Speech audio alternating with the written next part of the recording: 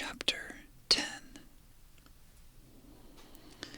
About 8 or 9 in the morning, I came to the same seat of yellow metal from which I had viewed the world upon the evening of my arrival. I thought of my hasty conclusions upon that evening, and could not refrain from laughing bitterly at my confidence. Here was the same beautiful scene, the same abundant foliage, the same splendid palaces and magnificent ruins, the same silver river running between its fertile banks. The gay robes of the beautiful people moved hither and thither among the trees. Some were bathing in exactly the same place where I had saved Weena, and that suddenly gave me a keen stab of pain. And like blots upon the landscape rose the cupolas above the ways to the underworld. I understood now what all the beauty of the overworld people covered. Very pleasant was their day, as pleasant as the day of the cattle in the field. Like the cattle, they knew of no enemies, and provided against no needs, and their end was the same. I grieved to think how brief the dream of the human intellect had been. It had committed suicide. It had set itself steadfastly toward comfort and ease, a balanced society with security and permanency as its watchword. It had attained its hopes to come to this at last. Once, life and property must have reached almost absolute safety.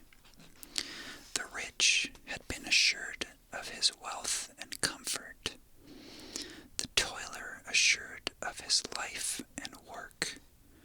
No doubt in that perfect world there had been no unemployed problem, no social question left unsolved, and a great quiet had followed.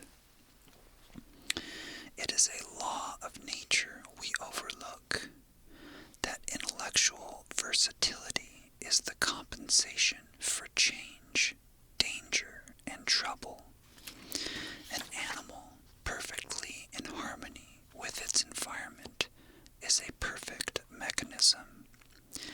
Nature never appeals to intelligence until habit and instinct are useless. There is no intelligence where there is no change and no need of change. Only those animals partake of intelligence that have to meet a huge variety of needs and dangers. So as I see it, the upper world man had drifted towards his feeble prettiness, and the underworld to mere mechanical industry. But that perfect state had lacked one thing even for mechanical perfection: absolute permanency. Apparently, as time went on, the feeding of the underworld, however it was effected, had become disjointed. Mother Necessity, who had been staved off for a few thousand years, came back now again as she began below. The underworld being in contact with machinery, which, however perfect, still needs some little thought outside habit, had probably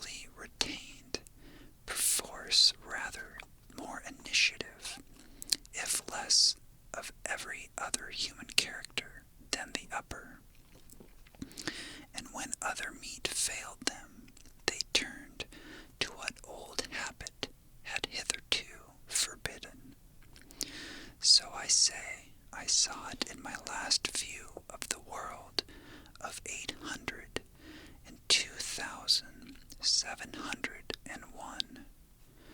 It may be as wrong an explanation as mortal wit could invent. It is how the thing shaped itself to me, and as that I give it to you. After the fatigues, excitements, and terrors of the past days, and in spite of my grief, this seat and the tranquil view and the warm sunlight was very pleasant. I was very tired and sleepy, and soon my theorizing passed into dozing.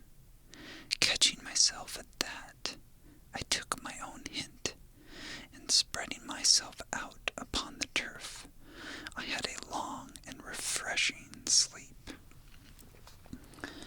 I awoke a little before sunsetting. I now felt safe against being caught napping by the Morlocks, and stretching myself, I came on down the hill towards the White Sphinx. I had my crowbar in one hand, and the other hand played with the matches in my pocket. And now came a most unexpected thing. As I approached the pedestal of the Sphinx, I found the bronze valves were open. They had slid down into grooves. At that, I stopped short before them, hesitating to enter. Within was a small apartment, and on a raised place in the corner of this was the time machine. I had the small levers in my pocket. So here, after all my elaborate preparations for the siege of the White Sphinx, was a meek surrender. I threw my iron bar away, almost sorry not to use it. A sudden thought came into my head as I stooped towards the portal. For once, at least, I grasped the mental operations of the Morlocks. Suppressing a strong inclination to laugh, I stepped through the bronze frame and up to the time machine. I was surprised to find it had been carefully oiled and cleaned. I have suspected since that the Morlocks had even partially taken it to pieces while trying in their dim way to grasp at its purpose.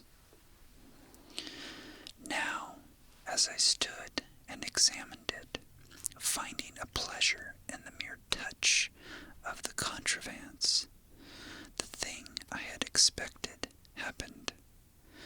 The bronze panels suddenly slid up and struck the frame with a clang. I was in the dark, trapped, so the Morlocks thought.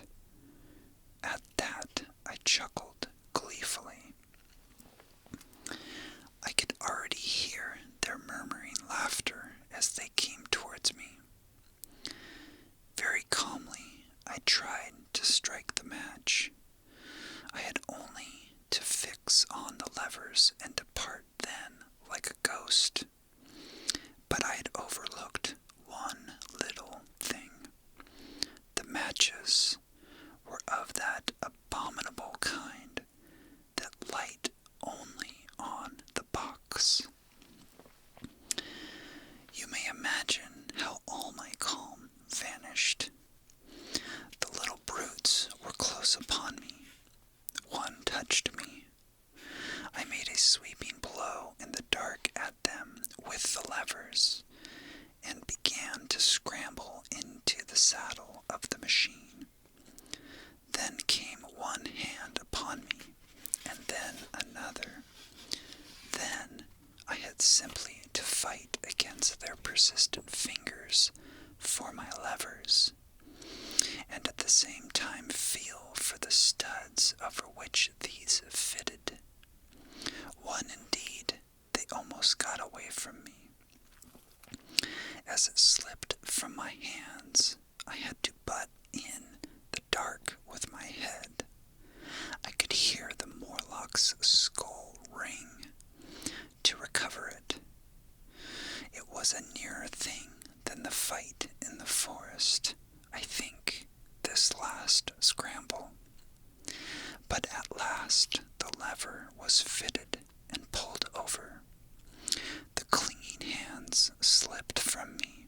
The darkness presently fell from my eyes. I found myself in the same gray light and tumult I have already described.